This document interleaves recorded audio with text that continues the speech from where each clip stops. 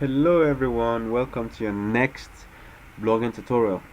I know this kind of getting boring, all the talk, and you're like, let's get to the practicals. But I know, and you know too that it's very important that we get some things clear, so you really understand what's happening. So once we get to the practicals, it's very clear to you what to do next and where we are at the moment and whatever. All right.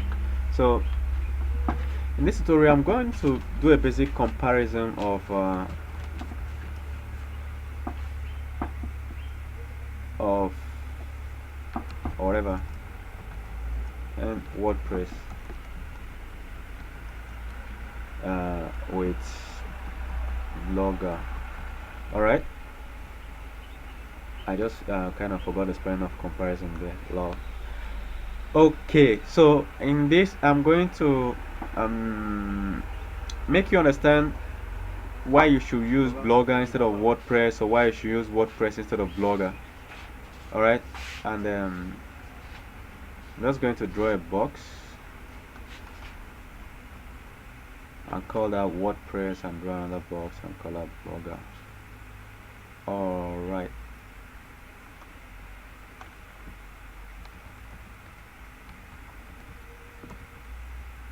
Okay, so we're good to go.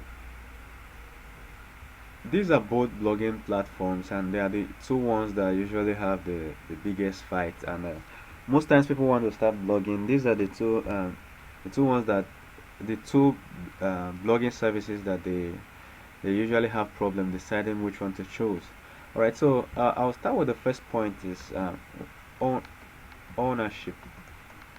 If you create a blog on Blogger, you don't own the blog. It's hosted on Google.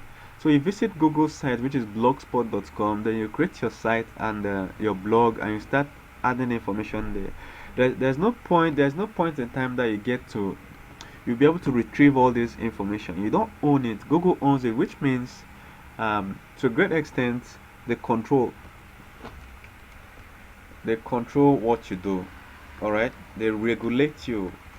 You don't have that control. Google can wake up one morning and decide, hey, you're posting the wrong thing, and they shut down your blog. They have shut down many people's blog, many people's blog.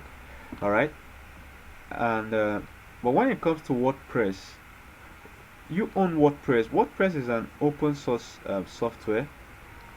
WordPress is open source. So the guy that created WordPress, after building the software that sells the WordPress software itself, he gave it out to the world, gave out all his code, and it's like, if you're a programmer and you think you can build on this, this is my code, take it and start building on it. All right, you can develop the WordPress further. So when you want to set up a WordPress blog, you could also download it and own it, or you understand, on your system you could rebuild it or get a programmer to improve stuff on it. Then you re-upload it and your blog looks better. And there are thousands and thousands of plugins and so many extensions that people have developed on WordPress. All right, so with respect to WordPress, you kind of have that level of control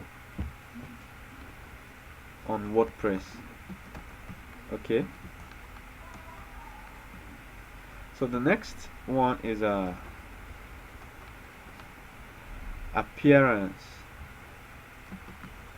because WordPress is open source. It kind of gives it it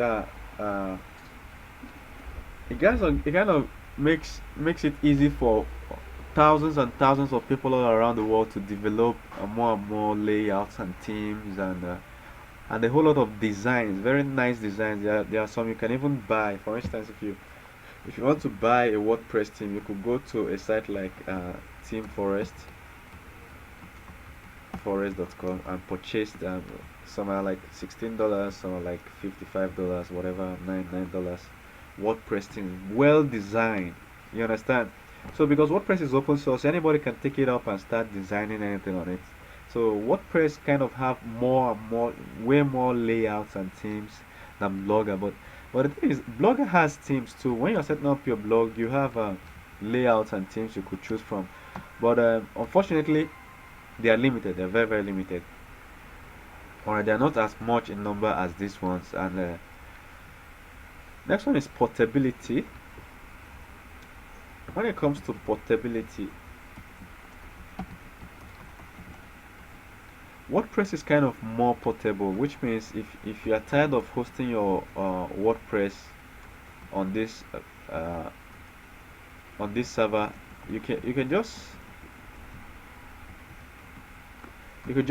download your WordPress and move to the next server. Oops, I don't WordPress there. So you could always download your WordPress site and keep it on your system. You could take it down from one host and move it to the next host. You could just do basically anything. Your WordPress site is your site. You have that total control, and it's portable. You can move it from server to server, place to place. The next one is security. The security involved.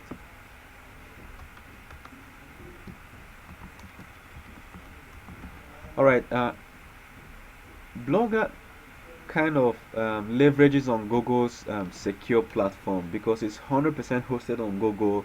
It's it's very secure, very secure. That's the truth. WordPress is secure too, but for the fact that so many people have access to the code, it's easy to hack. Not easier, not that it's easy to hack. It's more possible. It's more likely to be hacked if there's anyone that's less secure among the two. Um, this could be the one. All right, not that it's not secure, but so many people understand exactly how this works in the inside.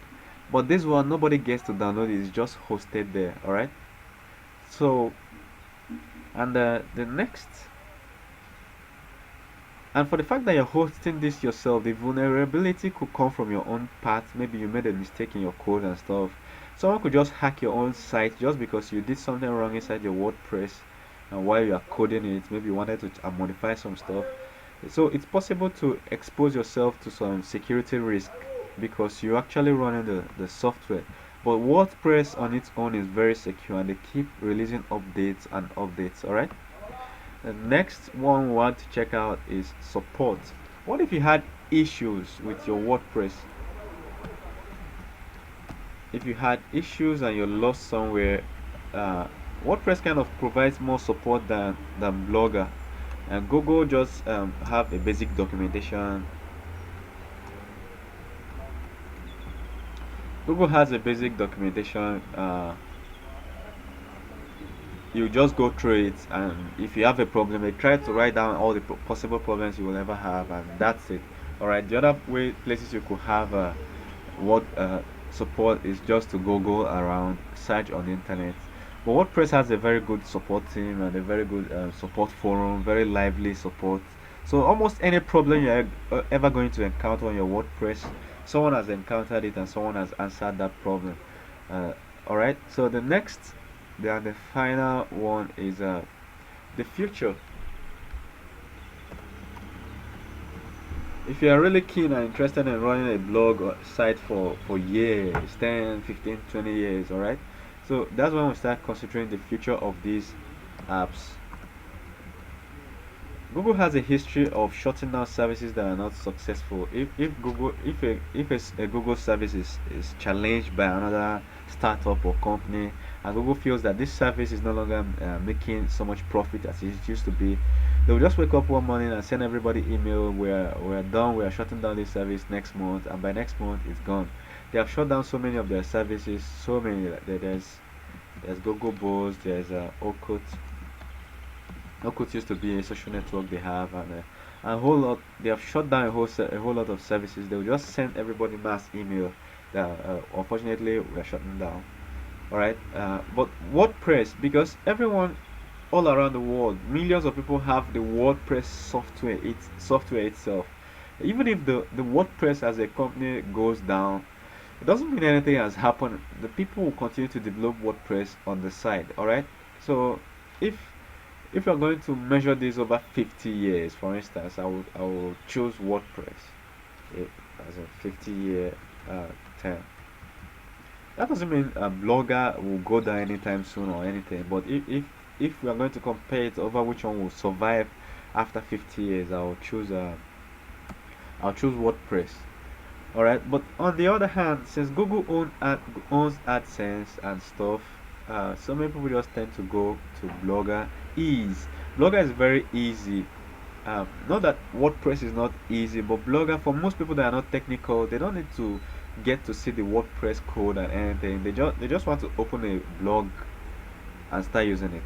Alright, so now you've seen the advantages and disadvantages. It depends on the one you want. Alright, and so another thing I've not mentioned is, like, it's related to portability and ownership. For instance, if you understand how to build WordPress sites, you could be a web designer for that, or web developer. So clients come to you and like, we need a website that does it, and that we can update information and stuff, and you're like, yeah, I can set it up with WordPress. You download the WordPress site and rearrange it or repackage it and then re-upload. That's your client site. So but you can't do that with Blogger. It's not possible. Alright, so in the next tutorial we'll continue with this series, and don't forget to like and share this video and subscribe to my channel. Thank you very much.